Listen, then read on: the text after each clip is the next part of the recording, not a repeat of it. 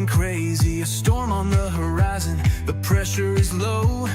Gotta get moving, put on a show. The news is all buzzing, state of alert, but we've got a plan, we're ready to work. Emergency Management Associates, we're here for the crisis, we're here for the fates. From the first sign of trouble to the all clear sign, we're on the front lines, we're one of a kind. Emergency Management Associates, we're the calm in the chaos, we're opening gates, connecting the dots and making the calls. We're picking you up when you're starting to fall.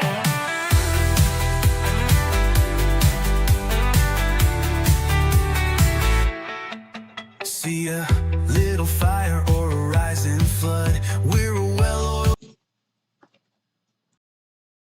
machine, we're running in the mud. From the city hall meetings to the rescue teams, turning worst case scenarios into hopeful dreams. We're training the people, we're stocking the gear, we're the team you can count on when trouble is near. Emergency Management Associates, we're here for the crisis, we're here for the fates. From the first sign of trouble to the all clear sign, we're on the front lines, we're one of a kind. Emergency Management Associates, we're the calm in the chaos, we're opening gates, connecting the dots and making the calls. We're picking you up when you're starting to fall. It's more than a job, it's a calling, you see. Prepared for the present and what's yet to be. Every second counts, we're ready to react for our communities. We're making an impact.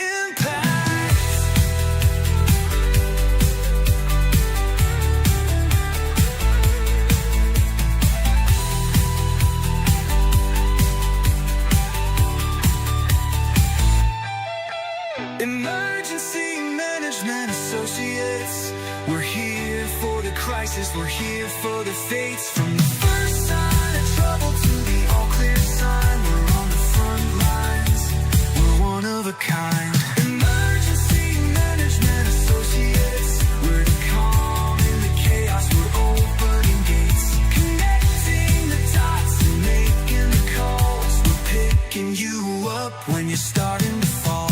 Yeah, we're picking you up, we're ready to go. EMA, let's get this show on the road.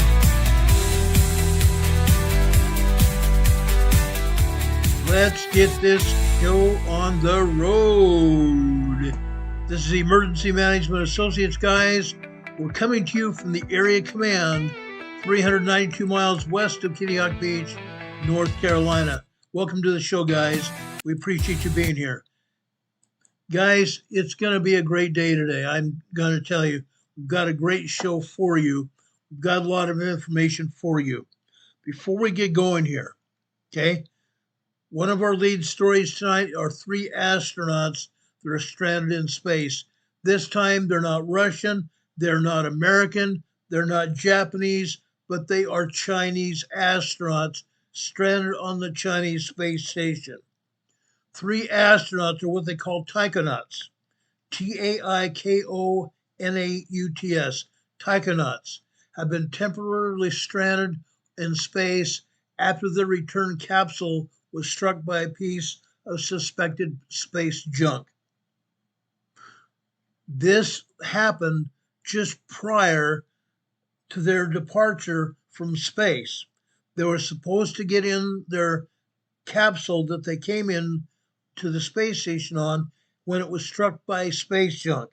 Now they fear that this capsule cannot return the astronauts from the Chinese space station safely. So now they're having to wait for another launch of another space capsule that will be docked at the Chinese space station, where they can return that capsule safely to the Earth. But so far, there is no indication of how much damage to the spacecraft the damage to the spacecraft that has sustained the damage. They don't know how bad it's been damaged, and they do not know when this crew will be able to return to Earth. The taikonaut trio Wang Ji on the left. In the center, Chen Zhongri and Cheng Dong on the right. Collectively known as a Sichuan 20 crew, have been living on Chinese Tiangong space station since April 24th. They were due to return to Earth yesterday, before they got into the spacecraft. It was struck by space junk. The Chinese space station was successfully handed over to the Sichuan 21 crew, who arrived at the space station on October 31st. But again, the spacecraft has been damaged, and now they have to wait for another spacecraft to arrive at the Chinese space station before they return. At about 10:30 a.m., representatives from the Chinese Manned Space Agency, the CMSA, announced that the astronauts' return had been postponed because of the damaged spacecraft. The stated reason for the delay was that the crew's return capsule is suspected of being impacted by small space debris. The agency added that an impact analysis and risk assessment are underway to ensure that the health and safety of all 6 astronauts currently aboard the space station are going to be still safe.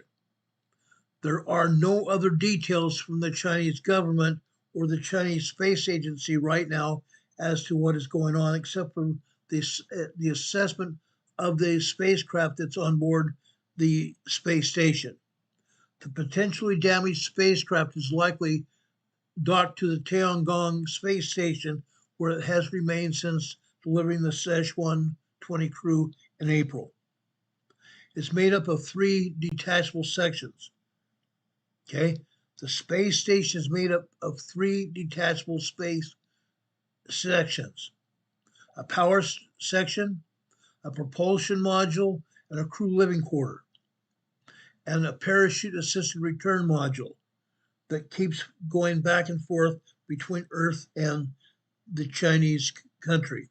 Okay, if any of these sections are deemed unsafe, the spacecraft will likely be ejected and returned to Earth without the astronauts.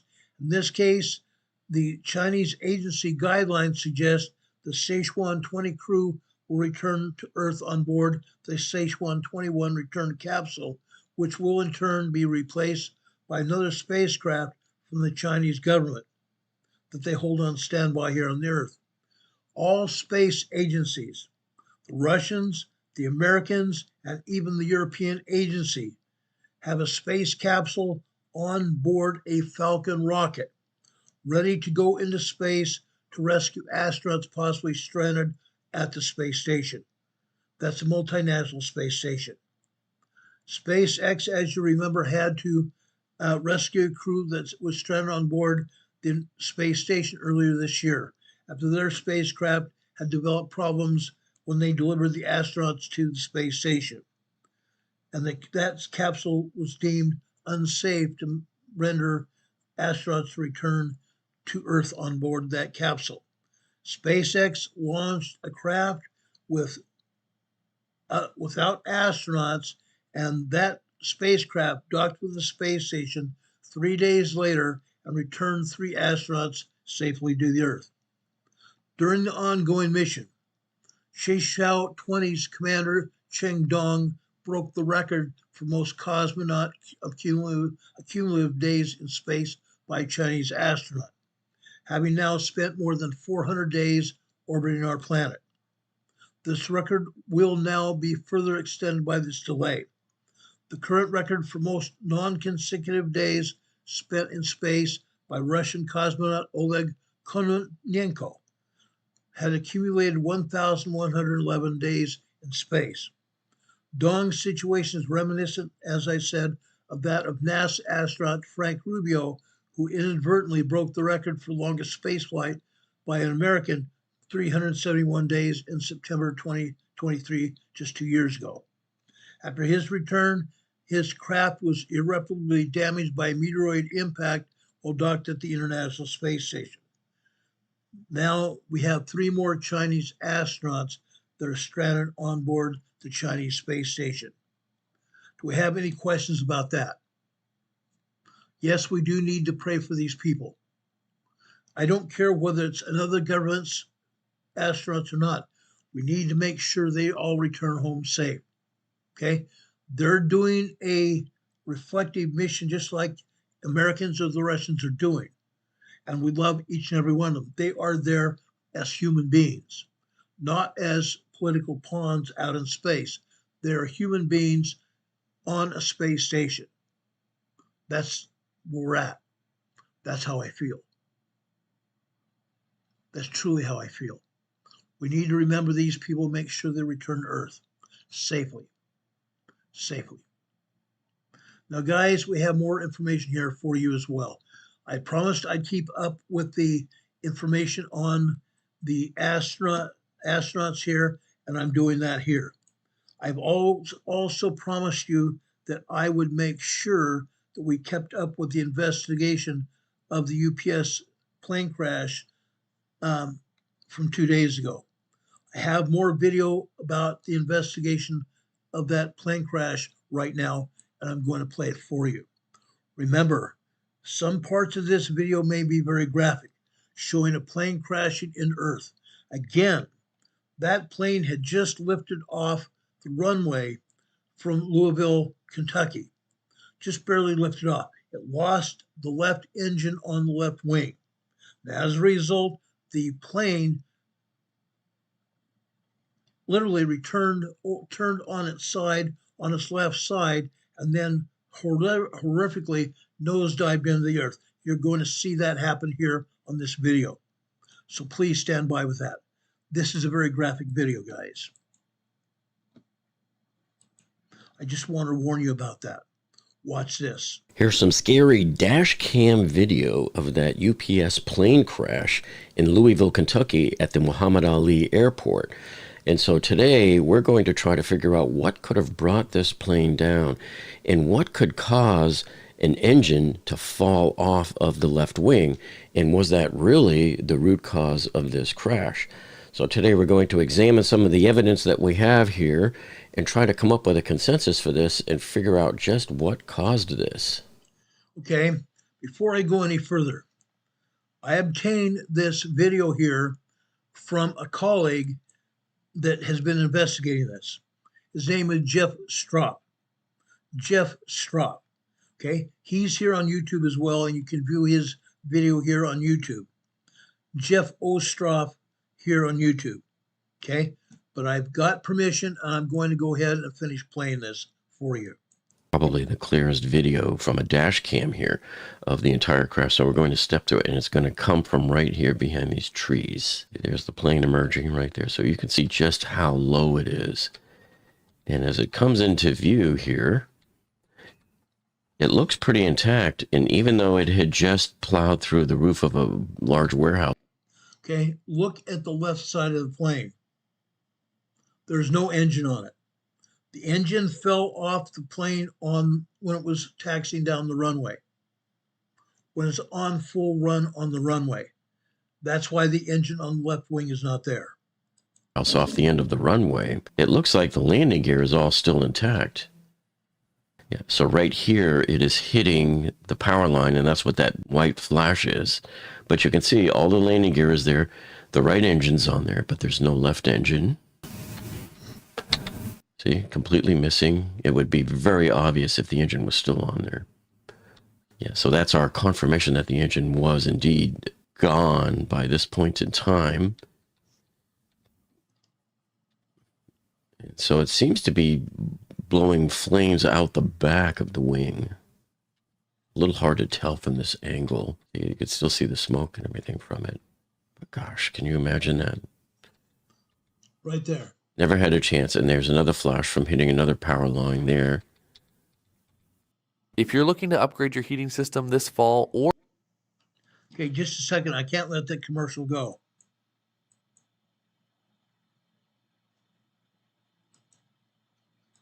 The plane in question was a McDonnell Douglas MD-11F, which means freighter, and it was flying out of the Louisville Muhammad Ali International Airport in Kentucky, where this was a major UPS hub for this plane.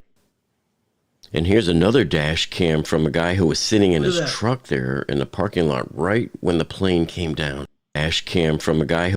Okay, look at that. The plane had turned on its left side. The plane itself had turned on its left side and was dragging the wing on the ground.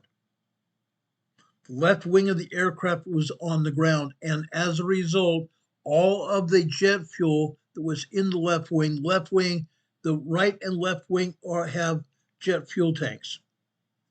And as that aircraft was dragging its wing down on the ground, that's when you see the ball of flame go out from the plane. who was sitting in his truck there in the parking lot right when the plane came down directly in front of him and skidded across the parking lot. No doubt this guy freaked out, especially seeing that wall of flames and smoke. And then this is probably the most viral video that everybody's seen so far. The plane actually taking off from the runway with the engine missing and the flames there, and then it just crashes into the warehouse off the end of the runway. And just a few minutes ago, the NTSB gave us this photo here showing the recovered cockpit voice recorder and the flight data recorder, the black boxes. So the NTSB knows that somehow this plane lost that number one engine on the left wing while it was still on the runway, going down the runway. After being cleared for takeoff, a large plume of fire in the area of the left wing occurred during the takeoff roll. The plane lifted off, gained enough altitude to clear the fence at the end of runway 17R. Shortly after clearing that fence, it made impact with structures and the terrain off of the airport property. And we have viewed airport CCTV security coverage, which shows the left engine detaching from the wing during the takeoff roll. And you're probably wondering, wait a minute, how can that happen? Why didn't they stop the plane? They were probably going faster than the V1 speed, which means you're committed. You have to lift up and you have to go off, even if you have a fire on the engine, because you're supposed to get up in the air and deal with it. Because if you don't deal with it, okay, and if you're still going down the runway, guess what's going to happen? You're going to overrun the runway, then your plane's going to smash into buildings and you're going to explode anyway. This is one of the biggest causes of the small aircraft crashes and the little private jets, because a lot of times they screw up and they don't abort when they're supposed to, and they just keep going right off into the fields and everybody dies. I do want to also mention this just happened in the last basically 30 minutes. We have identified the cockpit voice recorder and the flight data recorder. This is what is commonly referred to as a black box. We have investigators now that have located it, but we feel comfortable once we get these to our lab in DC that we will be able to get a good readout of the applicable data, and that will be yet another point of information that will really help us understand what happened. Basically, the engine that's been seen in some photographs. We do believe that that is the engine from the left side of the plane. It is actually on the airfield, so it's not off the airport property. That correlates with the video that we've seen of it detaching from the airplane while it is in flight. We also know that a fire was occurring during that time, and so we're analyzing that. In fact, we have teams right now that are preparing to do the runway in what we call a FOD walk. That is foreign object debris. Okay, basically what the FOD walk is, you see crews here on the runway, they actually operate shoulder to shoulder, spanning the entire width of the runway, going down the runway with flashlights, picking up any kind of debris at all. The flashlights also pick up debris that could possibly reflect light from the flashlight, very tiny debris that could puncture aircraft landing gear tires while it's trying to go down, either landing or taking off, or could actually damage other aircraft landing or taking off when the wind speed comes up and hits aircraft, picking up the debris from the runway and landing it, striking the other aircraft in the area. And 2 hours later, here is that FOD walk right here. Still on the tarmac there, surveying as the NTSB has 28 folks in town to conduct the investigation. And this was the helicopter view from last night, and you can see there, they've zoomed in on it. That looks like the engine cowling, but it's on the right side of the runway on the median, right next to the 2,000-foot left sign there. And then there's some views of the aerial towers from the fire department that are trying to put out the fire. But you can see how big that fireball is compared to the height of those aerial towers. So analyzing the scene, there's the view off the end of the runway, and you can see the plane just barely didn't even clear the top of this building, not even 30 feet off the ground. And that was most likely done by the landing gear. And so early on, when it was still daylight out, the news helicopter zoomed in over this part of the engine on the right-hand side of the runway. And so that looks like maybe, I don't know if you call it the cowling or the nacelle or what, but it's the front opening, and there's more parts along with it. And it's right near the 2,000-foot remaining sign. And so this means that the jet actually took off probably hundreds of feet before this, and that also the engine may have come off even further than that and just kept bouncing up the runway there. But you could see how close it was to the end of the runway, and then there's the building with the roof damage to it right there. So that's when they took off, and you can see probably the landing gear must have hit this part of the building, and then it went across, and that's where it crashed into the businesses. And then as you zoom out there, you can see the path that it took, and it crashed head-on right into that petroleum recycling plant. So when you look at a typical takeoff here from runway 17, and you're rotating right here, so nose is up, and look how fast you leave the runway. This is what we should have seen there, so that by the time you reach the end of the runway property right here, you're already up a few hundred feet there, and you're way above the roofs of all of the warehouses down below. Okay, so here's the aerial view that they showed right after it first happened, and the first responders were just arriving. So you can see some of the aerial trucks were set up. Now, unfortunately, they didn't have the world's greatest resolution here. I think it was only like 720. I don't know why in this day and age people aren't uploading in 4K, folks. But anyway, there's your close-up there. You can see a couple of the fire engines and the aerial ladders were sticking out of the left side of the frame. But you can see here it was just huge explosions.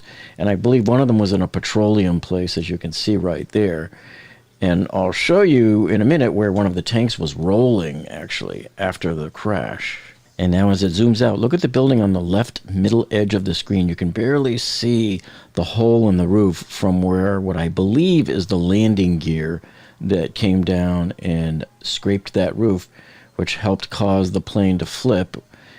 And as it ran along that whole line of fire that you see there, that's when it rotated 90 degrees vertical, where you could see that the right wing was upward. So, as soon as I saw this crash, what immediately came to mind to me is American Airlines Flight 191. Now, some of you might be too young to remember that. I was in high school when this happened, and this took place in Chicago, where a plane was taken off, and as soon as it took off, the engine fell off the wing, and it caused the plane to flip over and crash. Everybody was killed. That crash hit home for me because I used to visit my aunt and uncle in Naperville, Illinois, right outside Chicago, and so ever since that flight, I was afraid to fly for years, even though I would still go on the planes, but I would be very, very afraid, all because of that same flight. So now what you're seeing on the screen there is what that plane looked like as it was coming down. That was the only known picture of that airline crash. And look closely, notice that it's missing the left engine. That was caused by improper maintenance procedures months earlier when a forklift caused some damage to the engine pylon and made a little crack that over time caused the engine to fall off during the takeoff. So if you're wondering how does an engine just fall off a wing like that? Well, there's one reason. Now, here's a few other reasons for you. Can't I settle back taxes with the IRS? Okay, like I said, I can't let that go out. Give me just a second here.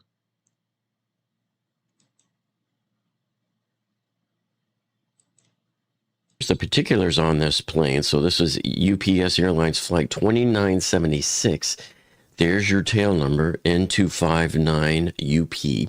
And it was a McDonnell Douglas MD-11F for a freighter. And there's your manufacturer serial number. The engine was... Okay, also notice here while he's talking about this aircraft previously had flown as a passenger plane from 1991 to 2006. After that, it was turned into a cargo aircraft. It was turned into a cargo carrying aircraft in 2006 until it crashed the day before yesterday. a GECF6 on there, and that's what NTSB is really going to be focusing on, is what was happening with this engine.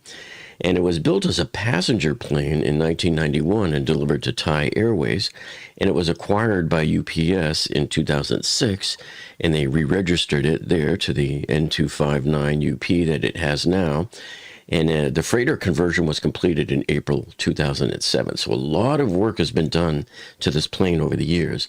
And the operator history is here. So Thai Airways operated it as a passenger plane from 91 to 2006. UPS has been operating it as a freight plane since 2006, all the way up until the crash. But there has been some recent heavy maintenance. So the aircraft was at ST Engineering in San Antonio for heavy maintenance from September 3rd to October 18th. So just basically for about a month and a half or so. And media reports note that work addressing corrosion and a fuel tank crack before the return to service. So I wonder if they're going to be focusing on that, or if that had anything to do with it, or was it completely corrected and it had nothing to do with it. So those are some of the things the NTSB is going to be looking at. In fact, here is what they were looking at last night. So you can see the close-up down the runway, all of the vehicles they were examining the runway, looking for all of the engine parts. And then you can see how the view shows how the plane moved off to its left and scraped the top of that building and gouged the roof. And then you can see the damage path going down towards the lower right of the screen. All right, so I made this slide here to show you some of the possible reasons. So first would be the pylon or the mount structural failure, which would be back in here, maintenance or reinstallation error, material fatigue or corrosion, or you have an uncontained engine failure, like let's say a fan blows up or something, a fan blade separates and starts chewing out the inside of the engine and something really catastrophic happens there. Or you have an impact or a ground event, so from a previous flight. You have takeoff aerodynamic or torque loads. And then you have also maybe some design legacy factors. Maybe there was an issue with the engine design that's just now rearing its ugly head. Okay, I need to pause here again. They were thinking possibly a bird strike, okay? The NTSB said they are ruling that out right now. It's still a possibility that that might have happened. A bird strike would have hit the engine and hit and broken some of the fan blades inside that Pratt & Whitney engine, okay? That would cause that engine to come apart. But right now, they're ruling out a bird strike. With the pylon or the mount structure, you could have cracks or material defects in the engine attachment points here. And then, of course, with the maintenance or reinstallation error, there's always improper procedures or just something that was overlooked or something got bumped. And, there's so many things that can happen during maintenance. That's like, it's a really dangerous point in time, I think. And then, of course, you have your material fatigue or corrosion. So if you have weakening of any of these pylon components or the brackets or the attachment bolts or something corrodes or cracks, that could lead to a catastrophic failure. And then, of course, you have your uncontained engine failure. So as I mentioned before, like engine debris, some people suggest a bird strike too. That could also cause something, but I don't think I've ever heard of a bird strike causing an engine to detach. And then, of course, on previous flights, you could have had some, rough landings that might have caused some issues too. And remember, takeoff is always like probably your most dangerous time, because that's when your stresses are the max. The engine is spinning up at its maximum, and that's when you weigh the most, because you have two wings full of petroleum in there, plus your center tank if you've got one. And then also, some of this, your aerodynamic and torque loads at takeoff are really when it's going to be the maximum at that point. So that's usually when you would expect something like this to happen. Now it looks like somebody shot this off of a CCTV screen at a nearby business. There's the plane at the top. And then take a look at some of these other security cam photos. Now watch the area right behind that red rescue truck. See how it looks like something? See that rescue truck in the background there?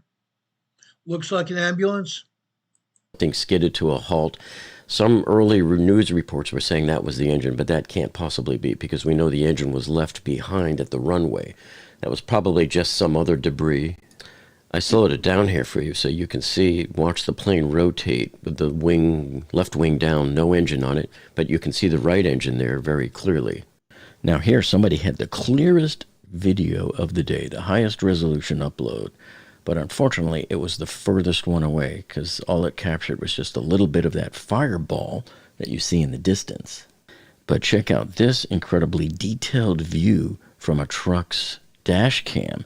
So you can see it coming skidding in right across the parking lot there. And then here it is in slow motion. Now watch very carefully as you can see the landing gear there. You can see the cockpit. There's the right wing, and the engine's still attached, even as though it's flipping over onto its top. Okay, so what happens from here? Well, you can bet the NTSB is going to be looking into every single maintenance record that they can get their hands on, going all the way back to day one, even notes from the build when the plane was being built in the factory. That's how far back they go. So the NTSB will give us a preliminary report in about 30 days or so. And those will usually give us a little bit more information, but usually they end up opening up another can of worms of more questions than answers. And of course, the final report will usually be out in about 12 to 18 months. And speaking of NTSB final reports, make sure you check out this other video I did here a couple of weeks ago on the NTSB's final report on the OceanGate Titan submersible implosion. And if you didn't see my video on the Air India 171 crash over here, hey, why not, man? So go and check that video out too. And we'll see all of you on the next one. Okay. I highly recommend this guy. Again, go over to Jeff Ostroff. Jeff, Jeffostroff. Jeff Ostroff here on YouTube. It's a very informative video. It's called What Caused the UPS Plane Crash, Louisville, Kentucky? How did MD-11 engine fall off? What caused the UPS plane crash, Louisville, Kentucky? How did MD-11 engine fall off the plane? Okay, go over to Jeff Ostroff here on YouTube and watch that video after you get off the air with me. Okay, but this is a very informative video, and I'm sure the NTSB has pictures and also has video like this guy put on the air for us. Okay, we appreciate that. Jeff, thank you very much for use of your video. I wanted everybody to see this. We have emergency managers from around the country that will see this.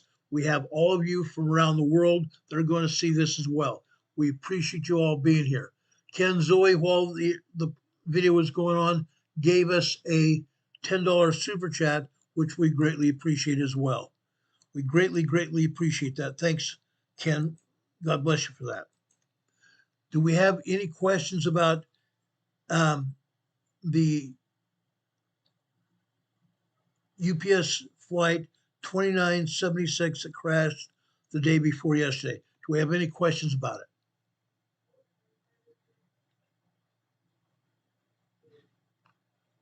Again, Ken Zoe, thank you very much for that super chat. And I also gave you an EMA sticker on your super chat. I also gave you a thumbs up. Thank you so much for that super chat. That helps keep us on the air. Everybody, please help support this program. I've talked about it a lot before. It helps keep us on the air when you give us super chats, or you contribute to our PayPal on the air here, right at the bottom of your screen here. We have our PayPal locations scored across the bottom of the screen. The Venmo still does not work. We're still working with Venmo to get that up and running. You also see our email address, rltnspdema@gmail.com. You can send us comments about our videos. You can also send us criticisms or things you would like to see us talk about on the Emergency Management Associates Network here on YouTube. We'd appreciate that. Also, you see our mailing address scrolling across the bottom of your screen. 504 Bethel Road, Box 401, Morganton, North Carolina. The zip code here is 28655. We greatly appreciate any and all help that you can give us because we have to pay for our bandwidth to keep this program on the air. That's very expensive bandwidth. $253 a month so far, and that may be going up. So we appreciate all of your help and keeping us supplied with money to pay these bills. It's incredible what we have to do to keep this program on the air. Guys, we love you. We appreciate each and every one of you for being here with us. Now, primarily, what we're going to be talking about the rest of this evening is our earthquakes in the Pacific Northwest of the United States. In other words, the Cascadia subduction zone. The Cascadia subduction zone. Let's go over there right now to the USGS map. Let's show the actually got one better here. Right here. Okay. This is the primary place where we expect the Cascadia subduction zone earthquake to happen. It's going to be called a megathrust earthquake. A megathrust earthquake. That means part of the ocean floor out to sea is going to go down, and the other part of the ocean floor will stay in place, meaning the plate will move. The plate will completely move. Okay?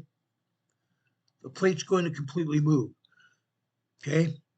Again, we're talking about the Pacific Northwest, Oregon and Washington, and southwestern Canada, British Columbia, Canada. Okay? That's what we're doing tonight. Now, when that earthquake happens, like I said, it's going to be a megathrust earthquake, meaning part of the ocean floor will go down like this. Literally, it's going to collapse. What's happening out here? What's happening? There is presently a subduction going on. The Pacific Plate, the Juan de Fuca Plate, and the Cascadia subduction zone are subducting under the North American continent like this. North American continent being my right hand. Okay? Canada and the United States, the North American continent. Okay? The plates out at sea, the Pacific Plate, the Juan de Fuca Plate, and the Cascadia subduction zone are going underneath the North American continent like this, making a deep dive under the continent. That's causing a lot of things to happen. Number one, as the plates subduct, it's lifting up the North American continent like this. Lifting up the North American continent like this. That's causing uplift, guys. As that subduction goes, the plate subduction under the plate cause that to happen, they're causing a lot of earthquakes to happen.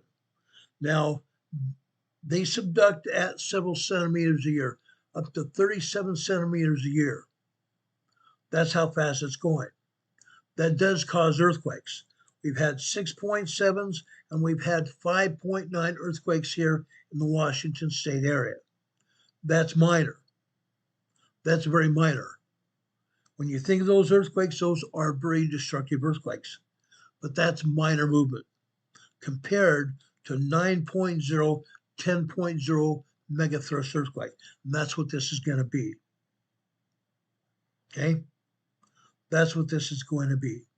Tonight, I want to discuss earthquakes that are happening right now and what's going on. Because when these earthquakes happen, they're causing the North American plate to go up like this, and the plates that are out to sea are subducting right into the center of the earth like this. Big time subduction. Okay? Now, when that happens, we're having earthquakes. We're seeing earthquakes happen as we speak. Okay? The first thing I want to do is show you the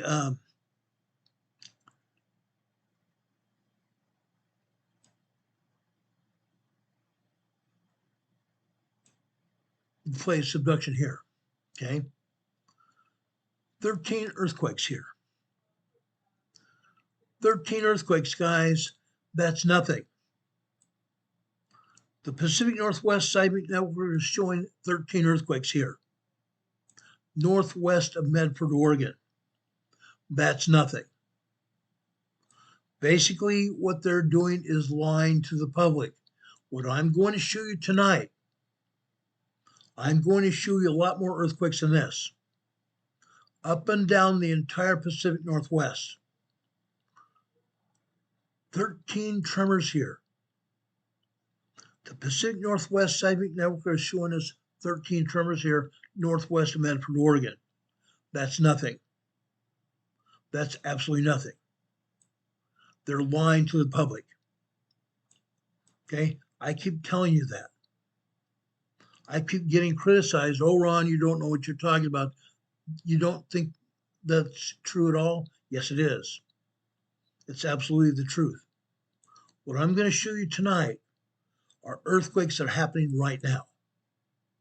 Right now. And I'm not kidding. I don't kid about this. They're showing us 13 epicenters. That's absolutely nothing. I'm going to show you a lot more earthquakes than that. Then I'm going to show you volcanic action happening at the volcanoes. I'm going to show you earthquakes happening at the volcanoes. They're showing these volcanoes wrapping up their magma down beneath, getting ready for eruption. They're getting ready for eruption now. Okay? The first thing I want to go is going down into Oregon. Thing I first want to show you is Astoria, Oregon. Let's go over there right now.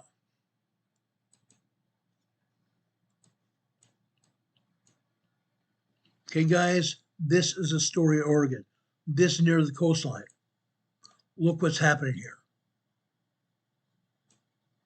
Look what's happening here. The top line here is 5 p.m. yesterday afternoon. We have harmonic tremors, don't we? Harmonic tremors. How is that possible? What's going on? What's going on here? Let me show you with our webcam. I'll show you what's going on with the webcam. As the magma is going through magma channels off of the Pacific plate, magma is going from the underside of the Pacific Ocean over to the North American plate. When it comes in the North American plate, it's causing the plate to vibrate. It's causing all of those magma chambers where the magma is flowing through the magma chamber underneath the ground that we're walking on. It's causing the magma chamber to vibrate. That's called harmonic tremors. Harmonic tremors. And you can see that here. Look at this. From 5 p.m. last night until just before 3 a.m. this morning, harmonic tremors. Okay? That is a lot. 7 hours of harmonic tremors. Then it turns into tremor activity, regular tremor activity. Notice the thicker lines here. The thicker lines are showing us magma going through the magma chambers. The thicker lines here show us magma going through the magma chambers. The thinner lines, less magma. Less magma. Then before the end of today, right before I pulled this diagram from the agency, all of a sudden it turns into harmonic tremors again. Harmonic tremors, guys. That's what's going on here. Even down here in Oregon. Even down here in Oregon. I'm going to show you that at the volcanoes earlier, that happened earlier today. But I want to show you what's happening all over the place, including earthquakes all up and down the entire Pacific Northwest. That's what we're trying to show you here. Okay. Now let's go over to Warrenton, Oregon. The Clatsop County Sheriff's Office has a seismograph in their sheriff's office. This is Warrenton, Oregon. Look at this. And this particular seismograph, up at the top again, is 5 p.m. Okay?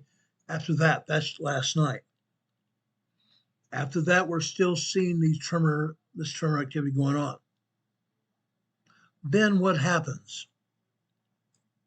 What happens here? Just after 2:15 this morning, actually before that, look what happens after 2:15 this morning. At approximately 2:20, 2:23 this morning. Look at that line. That line goes from thin line to a very thick line. There's a lot of magma there, guys. there is a lot of magma going through the magma chamber here. And we see vertical lines where this magma is coming in. Those vertical lines are tremors and minor earthquakes. Tremors and 2.0 minor earthquakes. That's what happens when magma goes through these magma chambers, fracturing rock in the magma chamber, causing earth movement, in other words, earthquakes. That's what's happening here. All throughout the day. Look at these tremors here. This is an incredible seismograph. It was captured on the Clatsop County Sheriff's Office seismograph. This is incredible, powerful. Very incredibly powerful. Okay. Then we go up to Washington State, Grays Harbor, north part of the Puget Sound area. Grays Harbor. Last night, 5 p.m., very light tremor activity. Very, very light tremor activity. Yes, it shows some magma coming through the magma channels from the ocean over to the volcanoes. You see these thinner lines, they get thicker and then they get way thinner again. Magma coming through the magma channels here, headed towards the volcanoes. In this case, it's either Glacier Peak or Mount Rainier. Okay, this is Friday Harbor, Grays Harbor. But look what happens later on this morning. What do you see later on this morning? All of a sudden, after about 8 a.m. this morning, look what happens here. It goes from tremors to full-blown earthquakes. On that black line. On that black line at approximately 8:05, 8:06 this morning. 2.7, 2.8 earthquake. Goes from 1.9 tremor minutes later to a 2.7, 2.8 earthquake. Then at 10 a.m., after 10:03 a.m., 1.7, 1.8 tremor. Then 3 to 4 minutes later, a 2.8, 2.9 earthquake. 2.8, 2.9 earthquake here. Friday Harbor, Grays Harbor area.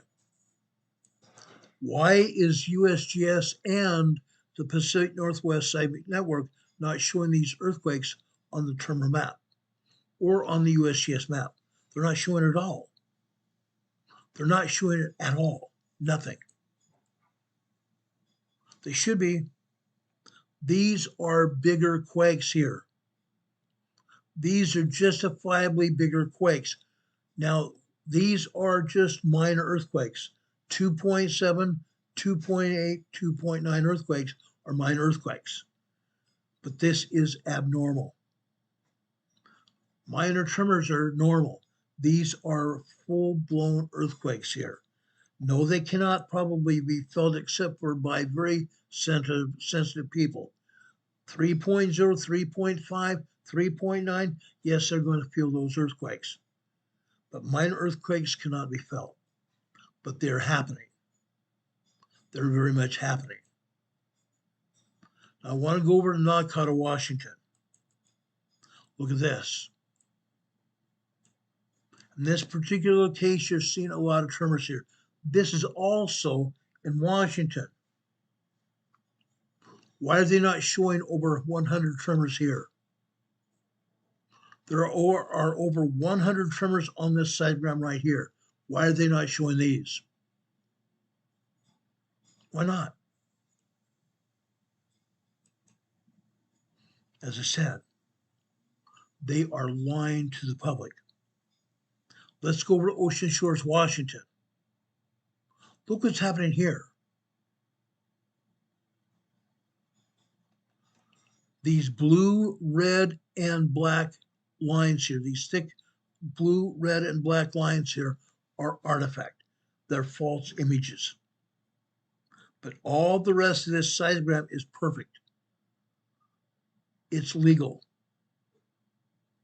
We see the thinner lines here, less magma going towards the volcanoes. The thicker lines, we see magma head for the volcanoes here. From the Pacific plate to the North American plate, magma headed towards the volcanoes. At the bottom here, look what's happening here. See the thicker lines? Guess what? Not just harmonic tremors here. Not just harmonic tremors. This is a lot of magma headed towards headed through the magma chambers here. Lots and lots of magma. This is happening literally all day long. At some point, more and more magma is going through here, and that's the reason these lines are thicker. The thicker the lines, more magma going through the magma chambers here. And when it goes through the magma chambers, it fractures the rock, causing tremors and or earthquakes. Tremors and or earthquakes here. Okay, let's keep going. Let's go over to Pacific County, Washington. This is a government resort here. Pacific County, Washington is a government resort. In this case, you see some tremors here. Again, the thicker lines represent magma going through the magma chambers underneath the ground that we walk on. The thinner lines, less magma. But the thicker lines are causing tremors here, and you can see here plainly on the seismogram. Why are they not showing this on the tremor map? Let's go over to South Washington. South Washington is showing harmonic tremors here. Harmonic tremors just like we've seen at the volcanoes in the past few months. Now we are seeing them here on the shorelines. On the shorelines and through other places underneath the ground that we walk on. The homes that we live in. The businesses that we work in. The ground is actually vibrating here. The ground is vibrating here. And when the magma is such, it backs off a little bit, all we have are tremors. But the magma is causing the ground to vibrate with harmonic tremors here. The South Washington. I want to go back down to Oregon, Gerhardt, Oregon, along the shoreline. Gerhardt, Oregon. Look at this. This is very near the shoreline. This is Gerhardt, Oregon right here.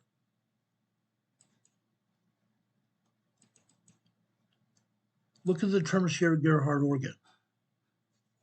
No joke, guys. No joke at all. But look what's happening here this afternoon. This is a real kicker here. This is a real kicker here. Look what's happening this afternoon. It's just not tremors here. The bottom line here is approximately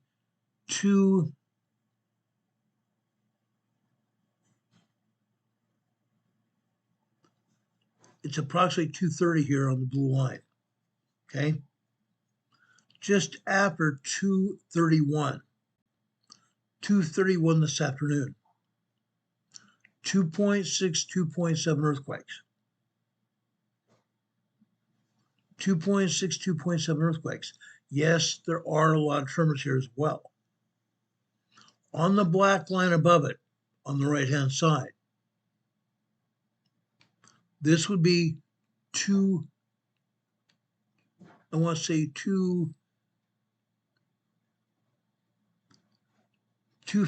216 this afternoon. All of a sudden, we have 2.0 earthquakes there. We have 1.6, 1.7 tremors, and 2.0, 2.1 earthquakes here. Then after 231, you see a 2.5, 2.6 earthquake here. Why are these earthquakes not being shown on the tremor map? They should be shown on the tremor map. This is happening near the shoreline. They're not. Let's go back to Washington. The law enforcement unit for the Washington Department of Fish and Wildlife. Look at this. Look at all these tremors here. All of this should be shown on the tremor map, guys, and I'm not showing it. Meaning the Pacific Northwest Seismic Network and the United States Geological Survey are not being truthful with any of us. Earthquakes are happening up and down the entire shoreline of North America. No, I did not include California here, but that's what's happening here along the shoreline of California as well. Tremors up and down the incomplete western shoreline of North America, including in Canada.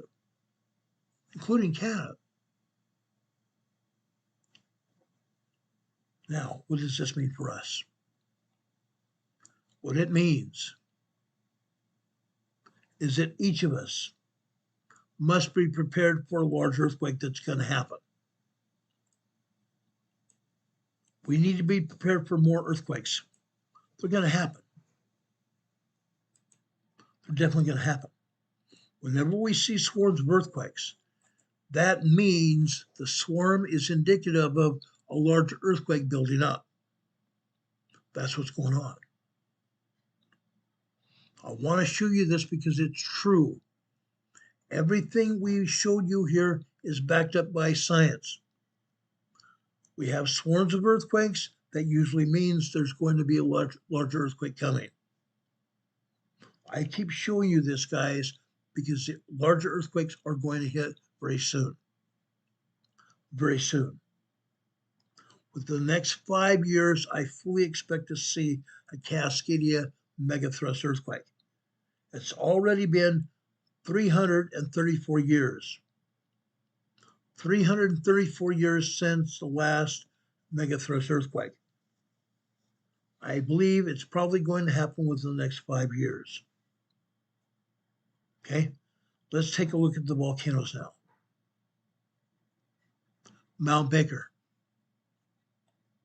Mount Baker is just miles south of the US-Canadian border. Look what's happening here at Mount Baker. Harmonic tremors again. Harmonic tremors. All day long. 24/7. 365 days a year. Harmonic tremors. Harmonic tremors have been happening here at Mount Baker for months now. Probably 6 or 7 months now. Prior to that, we're having tremors and earthquakes.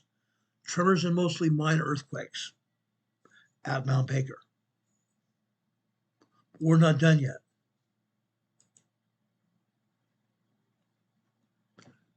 Let me show you Baker-Schuchsen, the ski resort. Let me show you the magma that's coming into Mount Baker. Look at this. The wavy lines here represent magma coming into the magma chamber at Mount Baker. The wildly wavy lines here are called VLF waves. VLF waves. The wilder it gets, the more magma coming into the magma chamber here. And you can see it here. There is a lot of magma here. This was last night, between, say, 5 and 8 p.m. last night. After that, the wavy lines get less, but we still see magma coming into the magma chamber here at Mount Baker. Unreal, huh? Mount Baker is a possible threat here. Mount Baker could erupt. there's a possibility that Mount Baker could erupt here. That said, let's go south 40 miles to the west, Glacier Peak. Look what's happening here. There is only one seismograph on Glacier Peak. By now, we should have 6 or 7 seismographs on the mountain. We reported a couple years ago that seismologists wanted to have 5 more seismographs on Mount Baker, on Glacier Peak. Hasn't been done yet. I was told the reason that the seismographs have not arrived and been mounted on the mountain at Glacier Peak is because there are marmots there. There are marmots there. And heaven forbid we have marmot population there at Glacier Peak. The environmentalists are keeping the seismologists from putting these seismographs on Glacier Peak, and Glacier Peak is an active volcano. It's very much an active volcano. The wavy lines you see here are representative of magma coming into the magma chamber, and we have an earthquake here today. We have a 2.7, 2.8 earthquake here today, this morning. Glacier Peak. Now, guys, I believe, and I've shown you the activity before, all this magma would cause earthquakes, yet they have erased the earthquakes hitting here.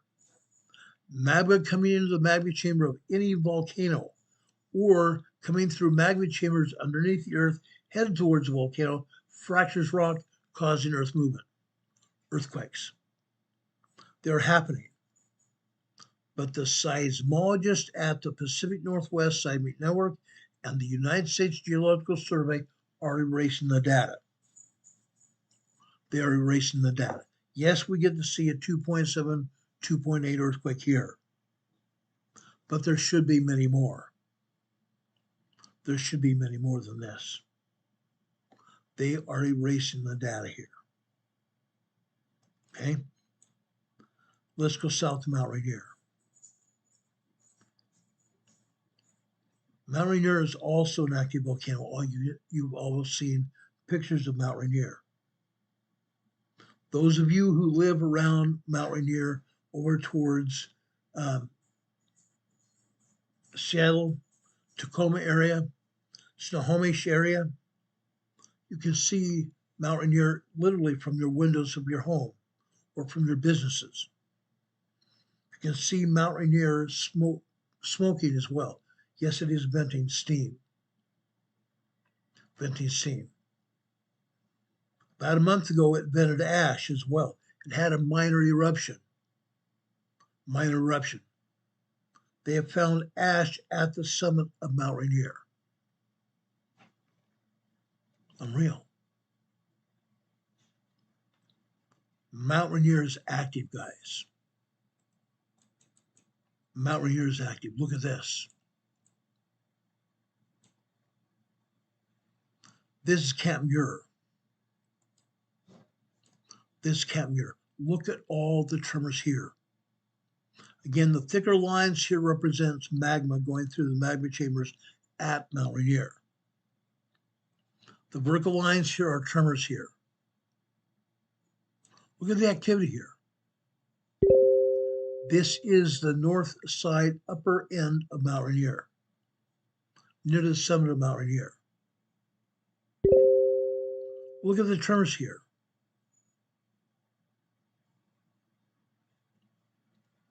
This is only part of the story. Let me pull up another seismogram from Camp Sherman. Camp Sherman's seismograph has always been able to show us more data than the other seismograms at Mount Rainier. Camp Sherman. Look at this.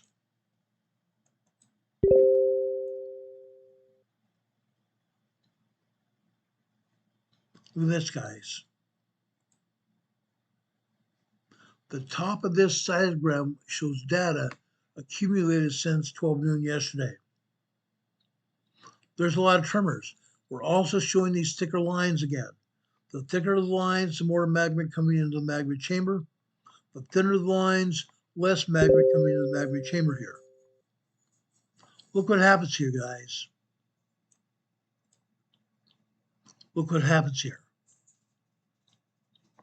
As we go into evening and late evening here at Mount Rainier last night, we see large earthquakes.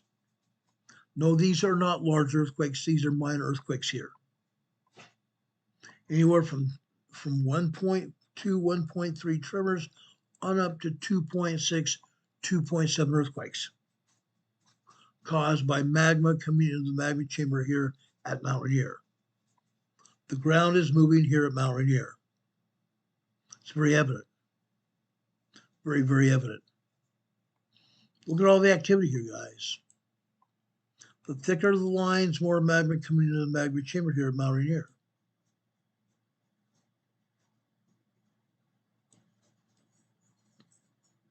That's incredible information, isn't it?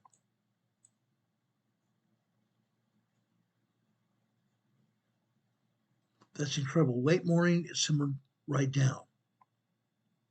But I have a feeling, I have an eerie feeling that this afternoon, the earthquakes tripled up here. Earthquakes got even larger here. That's what I fear is happening here at Mount Rainier this afternoon. Again, this is Camp Sherman. No, today we did not have any 3.0 earthquakes like we've seen in the past. Yes, we have seen 3.0 earthquakes here at Mount Rainier, but today they didn't happen. They did not happen. Let me show you another seismogram from Mount Fremont, which is on the same level at Mount Rainier, the same level as Mount Rainier. Look at this, guys. This is no joke. Look at all the earthquakes happening here.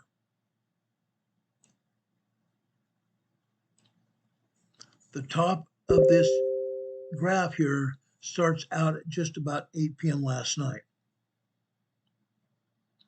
What happened just before midnight here? Just about 10 p.m. last night. That's when the activity at Mount Fremont here, at Mount Rainier, starts ramping up. More and more tremors and more earthquakes as well. More and more tremors and more earthquakes. But look what happens here after approximately 11:40, actually about 11:50 this morning, last night, 11:50 last night. That is a 3.0 earthquake at Mount Fremont, near Mount Rainier. That's a 3.0 earthquake at Mount Rainier, at Mount Fremont today, last night. The rest of these are all tremors and minor earthquakes. They're all tremors and minor earthquakes. But again, as we've seen on other seismographs all around the globe, when the seismologists go home, they turn down the seismograph. They turn down electronically, turn down the seismograph. So it doesn't record earthquakes as well as it might. So it doesn't make sure it doesn't report earthquakes like it should. That's happened here after midnight last night. The seismic activity that happened stopped after 12:15, 12:20 last night, this morning. After that, we're only seeing tremors here, very minor tremors here. But what happens? What happens when the seismologists return to work? They turn the seismograph back up. Just after 6 a.m. this morning, they turn it back up. Look what's happening here. Earthquake skies. Not just tremors, not just minor earthquakes, but 3.0, 3.3 earthquakes hitting Mount Fremont today. Today, guys. This morning.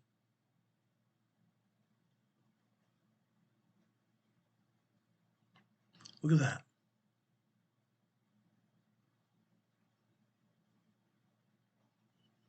Look at that, guys. That's impressive. All times here, we're talking about our Pacific time. All times here are Washington, Oregon, and California time. Pacific time zone. These are earthquakes that are happening as we speak. They're continuing, guys. These earthquakes are continuing here.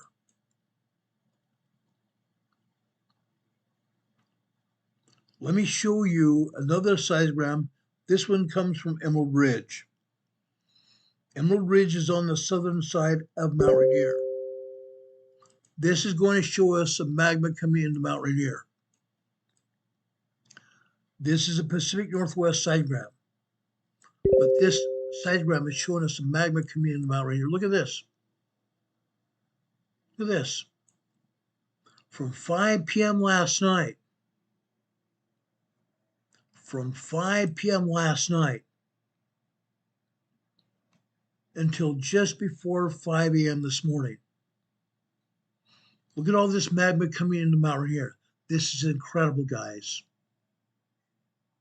This is incredible. Again, Mount Rainier has the capability, has been showing us the capability of an eruption. Several weeks ago, I reported that the agency was reporting ash at the top of Mount Rainier, which indicated a minor eruption at Mount Rainier. Mount Rainier is gearing up. Mount Rainier is gearing up, guys. This is incredible information. This is incredible information.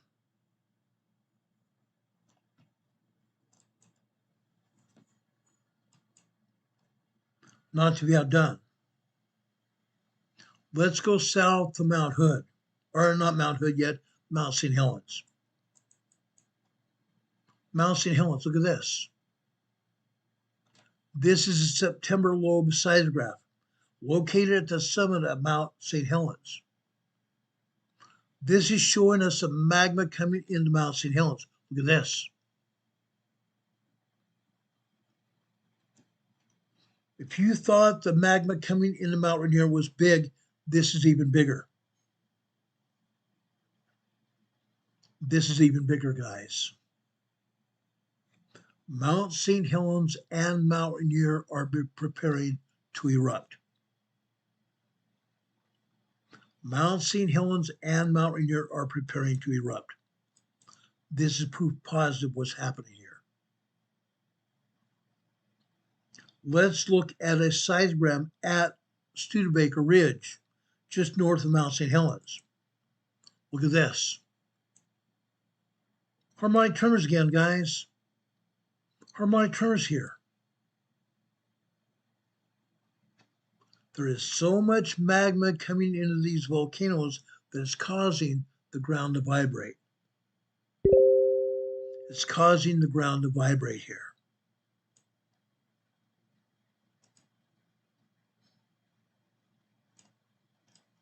I want everybody within the sound of my voice to realize what exactly is going on. I keep seeing the numbers of people watching this program going from 36 to 30. Unreal. Does this mean that the people watching this program are not interested in what we have to say here? These are volcanoes on the Pacific West Coast of North America. These volcanoes are showing signs of a possible eruption. They're showing us signs of a possible eruption here. I would think people would want to know. I would think people want to know this. This is a seismogram from Sugar Bowl, also north of Mount St. Helens. Look what's happening here.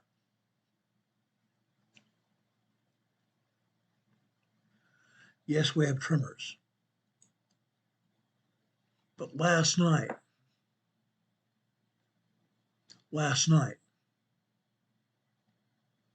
you see a 2.7, 2.8 earthquake right there. Just before midnight.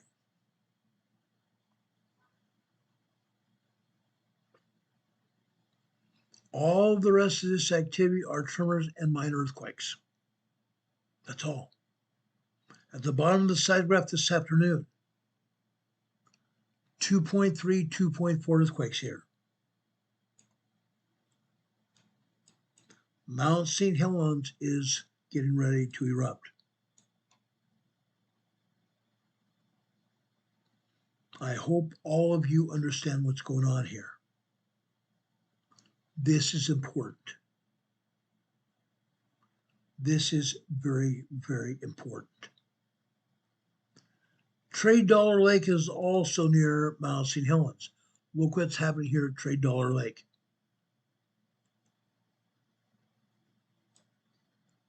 Earthquakes when we see earthquakes on the seismograph, in the center of these vertical lines, we usually have a dot symbolizing seismic activity. Guess what this is showing? These are steam signals. Steam signals. The volcano underneath Trade Dollar Lake is steaming.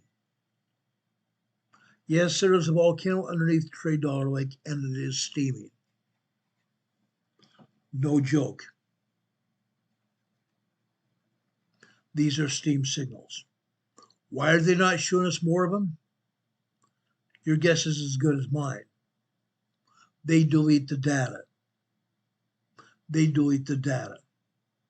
Mount Adams is east of Mount St. Helens, and guess what? Mount Adams is also steaming. But they're not willing to show us a seismogram for Mount Adams. Even though they don't show us what's happening, beware of Mount Adams. There is a possibility that Mount Adams could erupt as well. It has harmonic tremors. It has regular earthquakes all the time. All the time, guys. I kid you not. It's moving. It's moving. Let's go down to Mount Hood. Mount Hood. I want to show you Timberline at Mount Hood. Timberline seismograph is over at the base of Mount Hood on the south side. It's located at Government Camp at the base of Mount Hood. Look at this. Harmonic tremors here again. Harmonic tremors. There is a lot of magma still coming in Mount Hood. It's causing harmonic tremors. The ground is vibrating. The ground is vibrating. No joke. I'm going to show you another one here. This next one here is at Palmer Lift, which is just up on the upper side of Mount Hood on the south side. Upper south side of Mount Hood, Palmer Lift, right here. Harmonic tremors. No joke. All around Mount Hood, we see harmonic tremors. Incredible, huh?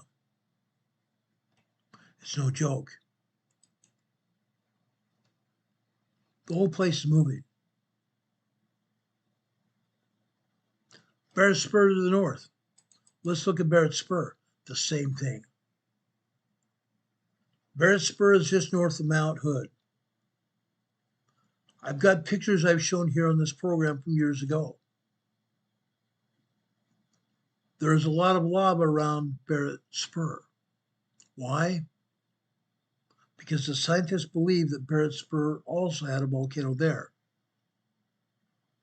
But because of the wind and the water action that used to be here, this area was covered by water at one point.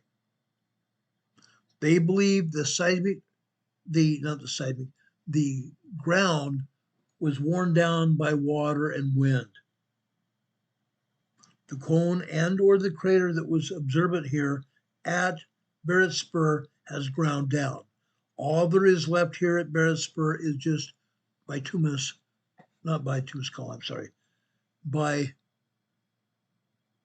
lava here, balsamic lava.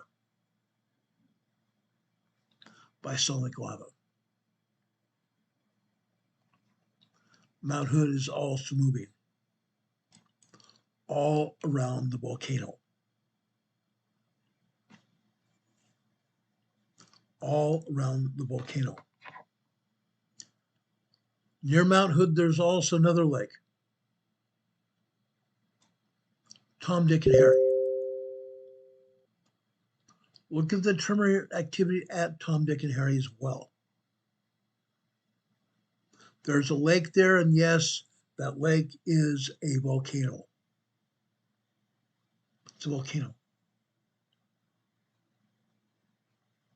Here we're not seeing as much activity, but the other volcanoes, the major volcanoes, are showing a lot of activity. Both Trade Dollar Lake near Mount St. Helens, and Tom, Dick, and Harry have shown a lot of activity in the past. I haven't shown these particular seismograms in a long time because basically there's nothing to show. Nothing to show. At the bottom here, you're seeing some minor earthquake activity. 2.0s, 2.3s, and a 2.8, 2.9 earthquake there this afternoon. Okay, let's go south. I want to show you Newberry Volcano right here.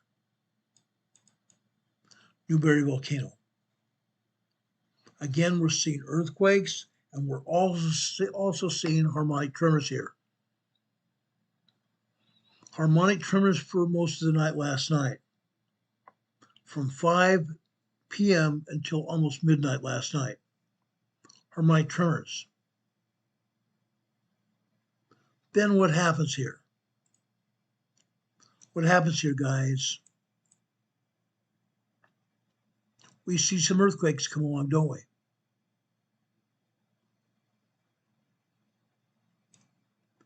Just after 1:35 this morning, 1:35, 1:36, we see some 2.6, 2.7 earthquakes here.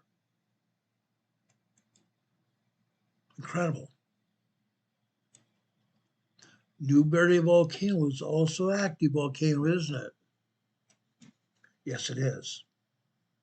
It always has been. Newberry Volcano, guys. It's moving. Now, are we seeing more activity? Yes, we are. We definitely are. I want to go south to South Central Oregon, Crater Lake. The USGS and the Pacific Northwest Seismic Network have taken all of the seismic recorders down, except one. The only seismograph left is at the bunkhouse on the south central part of Crater Lake, South Central Oregon. Crater Lake is active. I don't know why they took Mount Scott, which is on the southeast side of Crater Lake, they took that one down as well. They took Fleetwood Cove, which is on the northeast side of Crater Lake. They took that one down early this year as well. Occasionally they keep showing us, off and on, they keep showing us what's going on at Mount Scott. But right now it's turned off. The only seismograph that is available for us to see at Crater Lake is this one. Yet we're seeing tremors here. Lots of tremors. You also see these little tiny lines without dots in the middle of them. Those are steam signals. Crater Lake is just that. It's a volcano, and there's a lake at the top of the volcano. The lake at the top of the volcano. This volcano is steaming. You see these thin vertical lines here without dots in the middle of them? Those are steam signals. Lots of steam signals here. This volcano is also moving. It's also moving. Magma causing earthquakes here. Magma causing an earthquake here. Over here on the left-hand side on the blue line, just after approximately, and I'm going to look here real quick, this earthquake happened just after 1:03 this morning. 1:03 this morning. 2.9, 3.0 earthquake here at Crater Lake. 2.9, 3.0 earthquake here at Crater Lake. That doesn't happen often enough. They don't show it because I believe what they have been doing here also is erasing the signals here, erasing the data. They don't want anybody to know what's going on at the volcanoes or along the shoreline because they know what that means. That means this area is under peril. It's perilous times here. We don't know when these volcanoes are going to erupt. We don't know.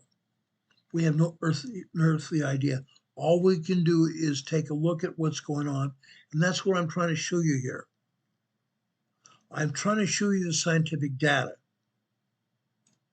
that proves what's going on here, because the agencies won't tell you. The agencies don't want to tell you. They want you to be completely oblivious to what's going on around you. If you don't know, it's not happening. That's their philosophy. They've been open to us, basically telling us we don't know won't hurt us. Guess what? It will. That's why I repeatedly show this information, because these volcanoes are going to erupt at some point in time. I did not have time enough to go over to Mount Lassen today or Mount Shasta, but both of those volcanoes are active, and Mount Lassen, to a certain extent, seems like it may erupt at any point in time as well. Mount Lassen has not erupted since 1907. 1907. Nearly 218 years ago. 118 years ago. Mount Lassen last erupted. Caused a lot of inconvenience and damage. And now more people live here in Northern California as well. Back then, they didn't live here as much. There were North American Indians. If people died, it was mostly North American Indians at that point in time. Now more and more people live in this area. So when Mount Lassen or Mount Shasta or any of the other volcanoes here erupt, it's going to cause major, major loss of life. It's going to cause major, major damage as well. You need to know about it. You need to know about it. The Pacific Northwest area has a huge population. A huge population. What's going to happen when these volcanoes do go up. What's going to happen when we have the cascading megathrust earthquake? A 9.0, 10.0 earthquake, and a volcanic eruption to boot. The last time we had that kind of earthquake,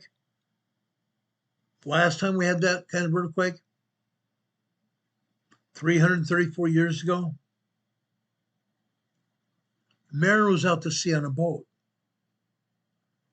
The man kept the ship's log. He said when the balloon went up, earthquake happened. Either Mount Rainier and or Glacier Peak was erupting. It may erupt at the same time again when we have a cascading earthquake, or it might erupt separately. We don't know. But we're telling you right now it's going to erupt. It's showing all signs that it's going to erupt. Mount St. Helens, to a certain extent, also showing a possible eruption going to happen very soon. What are we talking about here? We're talking about saving people's lives. The Seattle-Tacoma area and the Portland area in Oregon, huge population centers. Vancouver Island, the same way.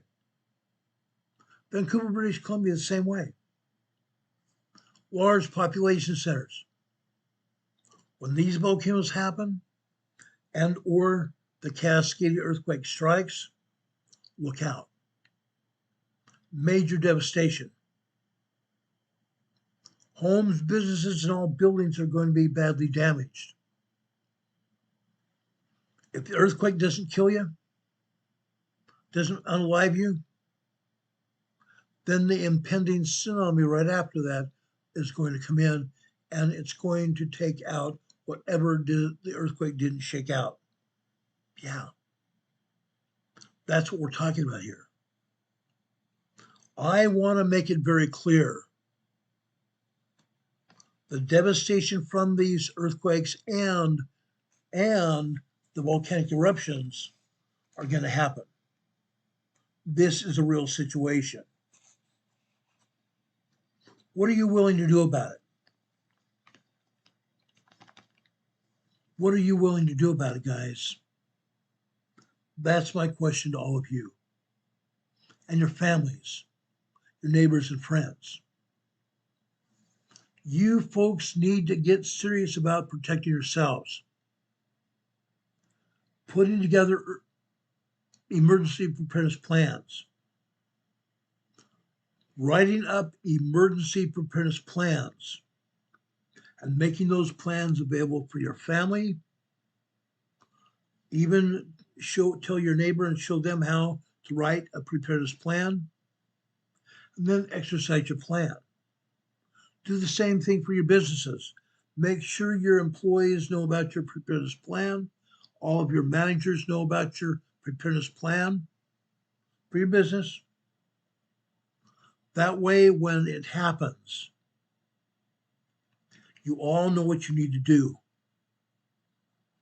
You all know what you need to do and where you need to be to save your lives and lives of your fellow men.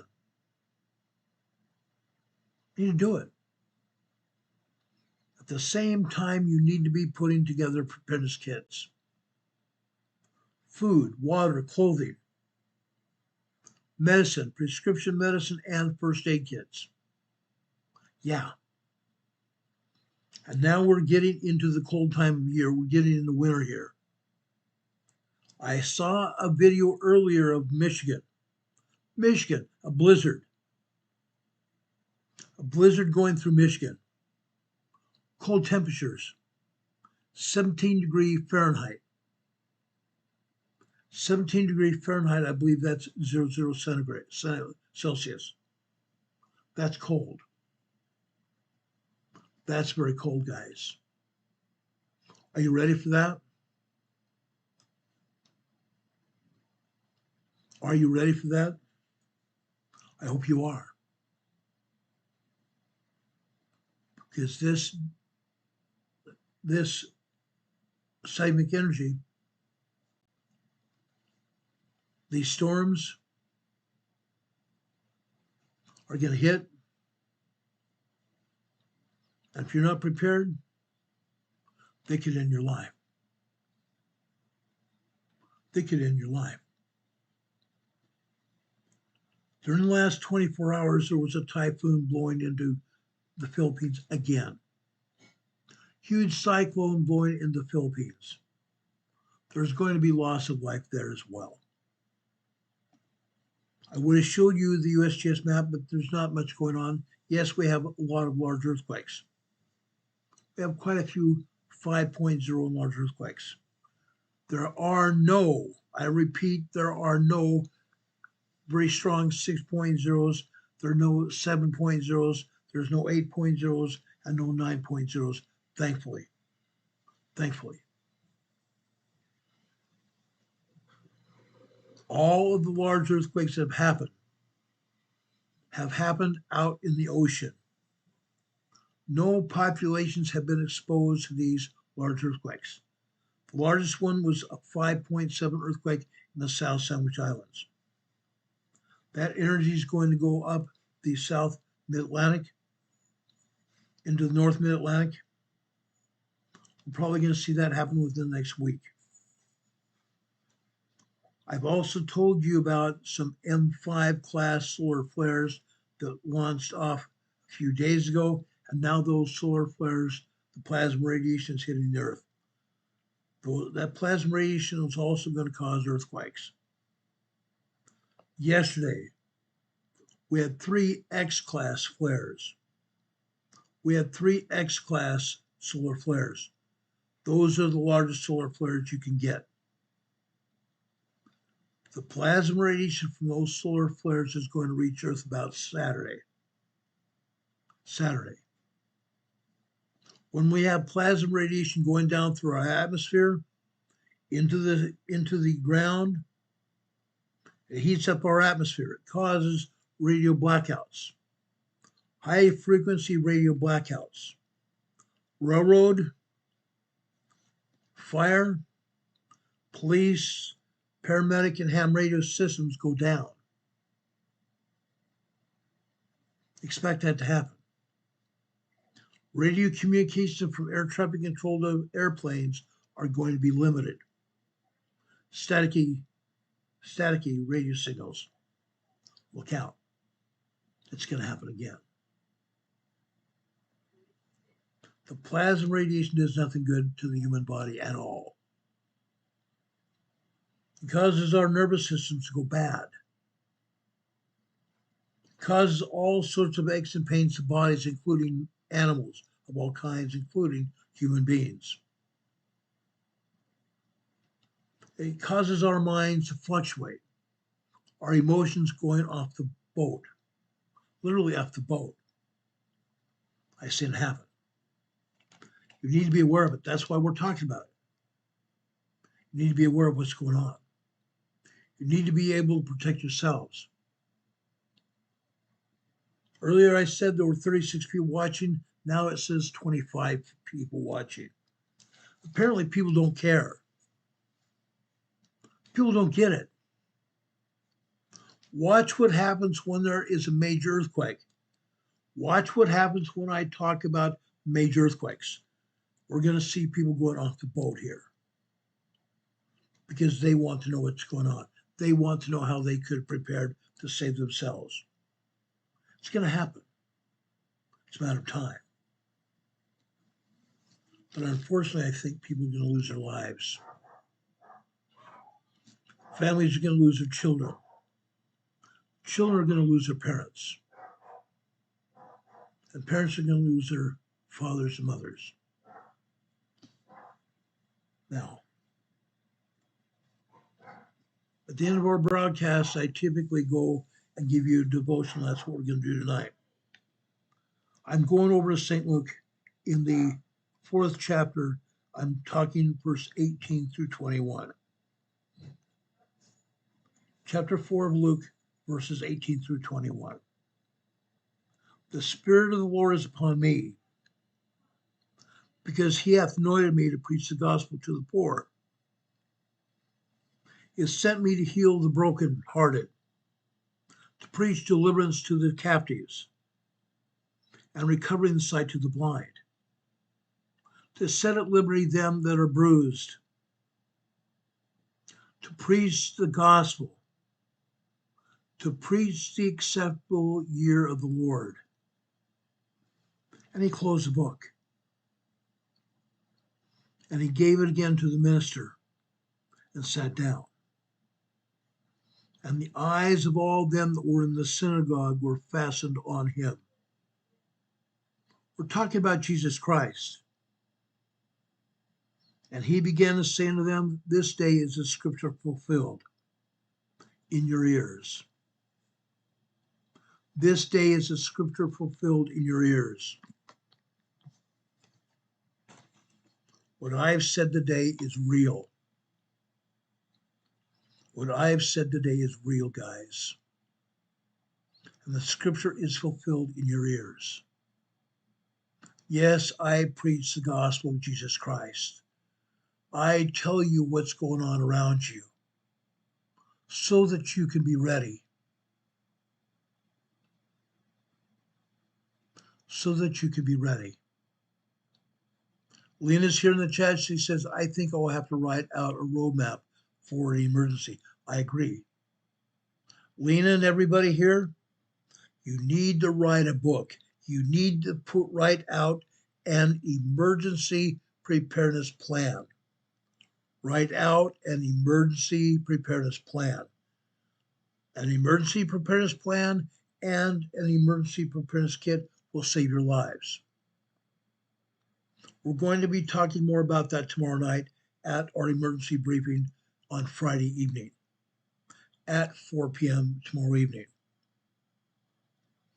If anything else happens tonight or in the morning, we'll be back on the air to talk about it as soon as the information becomes available. I promise you that. Fridays are reserved for Emergency Preparedness Fridays. Please be here at 4 p.m. tomorrow evening.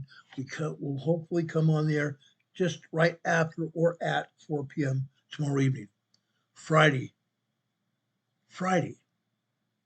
November 8th. I hope you all are here. I hope you all are here. Also, please, I've told you that our PayPal information is going across the bottom of your screen, and also our address here. Our address, our physical address. Our post office address. 504 Bethel Road. Box 401. Morganton, North Carolina. The zip code here is 28655. You can send us letters. You can send us cards. Inside those letters and cards, you can stick cash or a check there to help support this program. We'd greatly appreciate that. And I thank you for that. We need that support. We need to be able to support this program. Okay? YouTube continues to denigrate this program. They continue to unsubscribe people. If you did not get notified today, make sure you are still subscribed.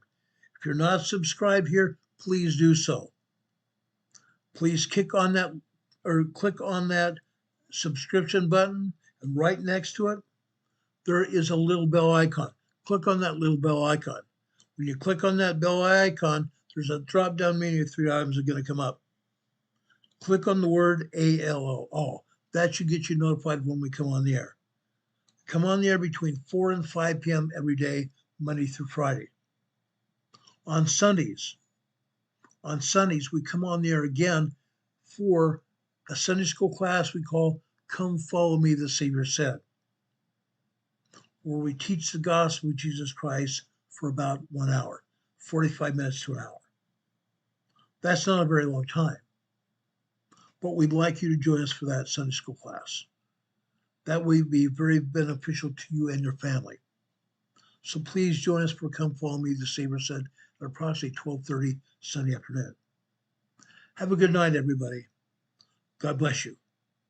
God be with you this day and always.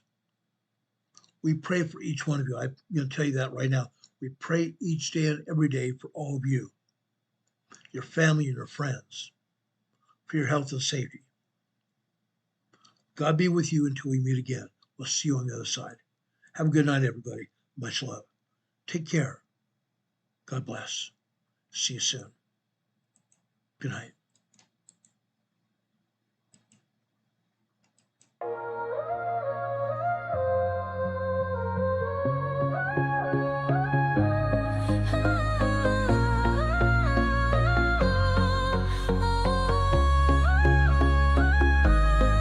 Here at Emergency Management Associates, we're dedicated and true, bringing you the essential knowledge, helping you see things through. From disaster preparedness to navigating recovery's embrace, we're here to guide you in every unpredictable time and place. We break down the complex, make it easy to grasp and absorb, sharing strategies for safety, the vital lessons you can't afford to hoard. So thank you for watching, and thank you so much for your sub. You're a key part of our growing family, a member of our knowledge club. With every like, every share, and every comment you send our way, our critical message spreads further, helping more people every single day. Together we're stronger and more prepared. That's the truth we all abide. You help us build resilience with nowhere for uncertainty to hide. Your engagement truly inspires us. Your feedback acts as a guiding light, helping us continually grow and making our channel's future bright. We're always learning, always striving to be better. Bring you the most up-to-date information, no matter the weather. Emergency Management Associates is here for you now and forever, it's true.